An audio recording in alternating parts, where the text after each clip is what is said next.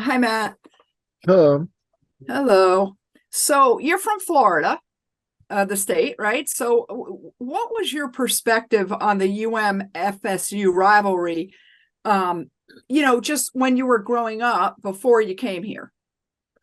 the same, like anyone else from Florida, it's obviously, I'm from Central Florida, and obviously I didn't grow up being a fan of either Florida State or of UM, when I was a child and whatnot. But being in close proximity to both Tallahassee and the city of Miami and Coral Gables, you see the tradition of what UM versus FSU is and what that means to Miami fans, what that means to Florida State fans, and how far that goes back, and that kind of hatred, and just is a great rivalry. It's an excellent rivalry, and I've been seeing that since I was a little kid, and that's continued to grow, develop, and it's awesome. So I'm excited for this week, as you can assume. Absolutely. Oh, for sure. And then also when you were at UCF, I think you guys played the war on I-4, Yeah. right? Yeah. That's funny. Okay, so what was that like? I mean, that was your own rivalry, right? What was that like for you? How are they? I'm just trying to figure out how are they different? How are they more special? What was that game like? I think every program, when I was at UCF in South Florida was kind of, especially at the time, our rivals, and they hated us, and really it was a proximity thing, right? Tampa is pretty close to Orlando, and the war on I-4 stems from you take I-4 from Orlando, which is right next to UCF, and you take that into Tampa, right? You can get to USF and UCF basically just on I-4. So a proximity thing, and then obviously if you know the history, like I would, it doesn't matter, but there's stuff that goes into that goes a little bit outside of football and whatnot that would feed into that rivalry. But I think every school, when I was at UCF, it was we hated USF, South Florida hated us, and that was our rivalry. And then here, FSU and UM is obviously a deep rooted, long term, historical, traditional rivalry. Um, and this is Florida State and Miami is obviously it's a more prevalent thing. So that rivalry, runs even deeper because it's more known on a national stage, and there's a lot more history that runs back into it. But even at no matter how big, how small the school, whoever your rivals are, if you attend that school or if you're a fan of that school, it's kind of the same feeling. Yeah, I love that. And the last thing is, who just you might have told us this before. I don't know. Like, who were you a fan of? Were you a fan of a certain college team growing up? Was it UCF, or who were you a fan of? UCF most. I mean, my mom and dad's house and the house that I grew up in was probably 10 minutes from Central Florida from UCF, and my high school was probably 4 minutes. My dad went there. It was the local school, and then my dad going there, and he played football at UCF briefly for a few years, and I had some other family that played there a little bit after. But we were so close, and my dad attending there, and my mom attending there briefly, and my older sister is a graduate of there, so that's growing up. We went to UCF games, and I was a UCF fan. Thank you very much. Thank you. Our next question for Matt comes from Matt Shadell, Kane Sport. Matt. Yeah, hey Matt. I guess the offense has struggled a little bit recently. What signs do you maybe see in practice this week that things can get back right on Saturday? Because you guys are probably gonna have to score some points to win this game. Yeah, absolutely. We don't have to score points. Obviously, Florida State has an excellent offense, an excellent defense, a really good football team. Number 4 team in the country, and all across the field, both sides of the ball, they got ball players, they got good coaching staff, they got good schemes on both sides of the ball, and that's what you would expect from a team that is undefeated 9-0 and the number 4 team in the country and has had the success that they've had. For us, it's the same. It's the same thing every week. It's when we're out on the practice field. Obviously, we trust and we know that Coach Dawson and Coach Guidry, right? They're gonna deliver game plans that are gonna match what we need to do and what can expose, Florida State in this case, their side of the ball, whatever it may be. And then for us as players, and what I'd be more intimate with is, when we're on the practice field, you just got to remain focused. You got to progress, right? And take advantage of the game plan. Everyone on the field, not just the quarterback, not just the center, not just this receiver, this running back, this O-lineman, this tight end. We all got to understand from offensive perspective, what Florida State in this case is doing on the defense side of the ball, what they like to do, and schematically, and obviously, we know that, and learn more and more as you practice and as you watch more film throughout the week and learn more from Coach Maribel and Coach Dawson, whoever that may be.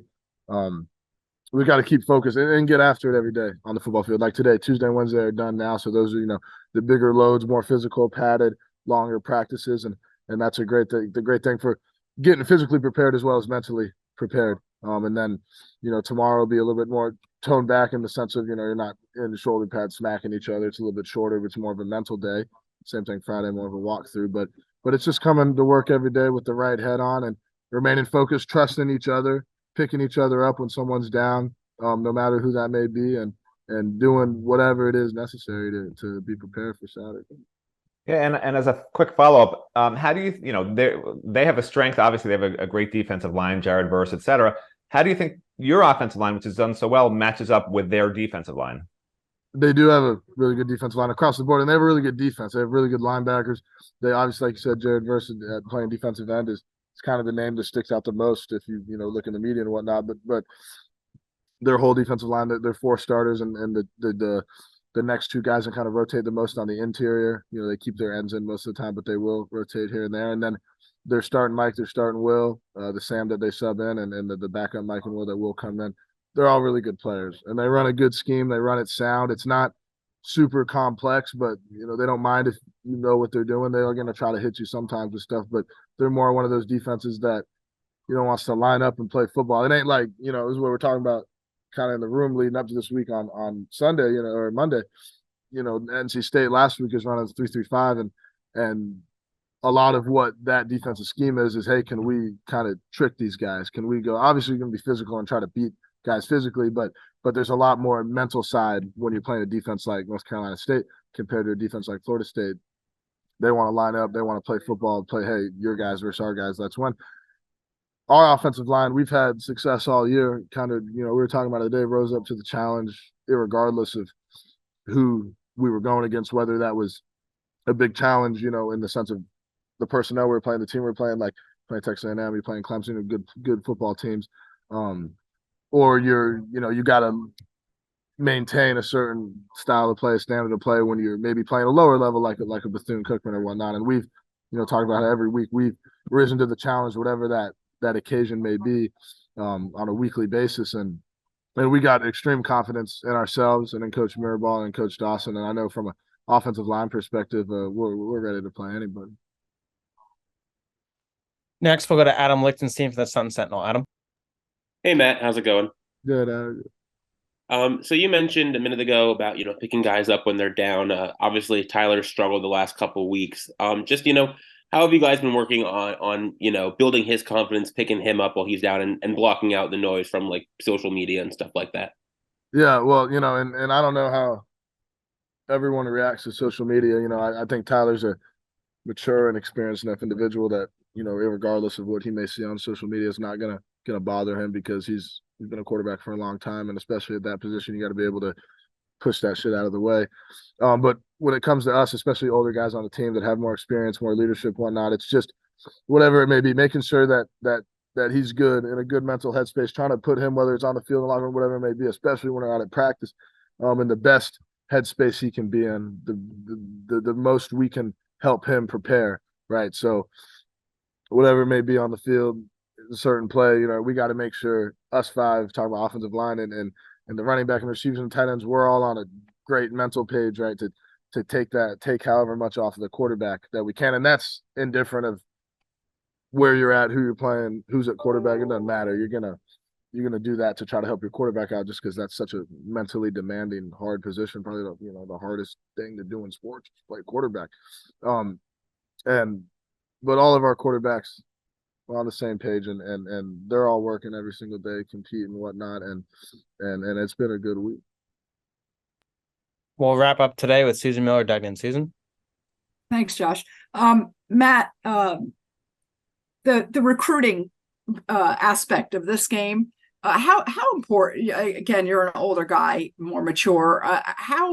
What kind of difference do you think it makes when these recruits, that a lot of them are picking, or some of them, between UM and FSU and stuff? How big is a game like this, or is it not? No, I mean, I'm not super in touch with the recruiting world especially given that I've been out of high school for 4 or 5 years, whatever it is now.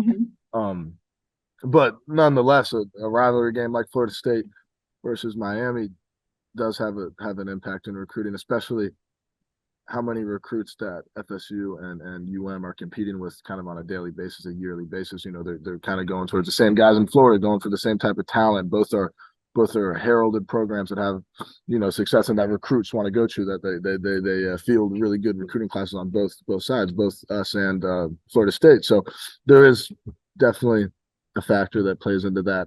You know, I don't know if that will come to fruition for anybody, regardless of whatever happens on Saturday, but I'm sure there's something that goes into that. Thanks. Awesome, Matt. Thanks for your time today and good luck on Saturday. All right, thank you.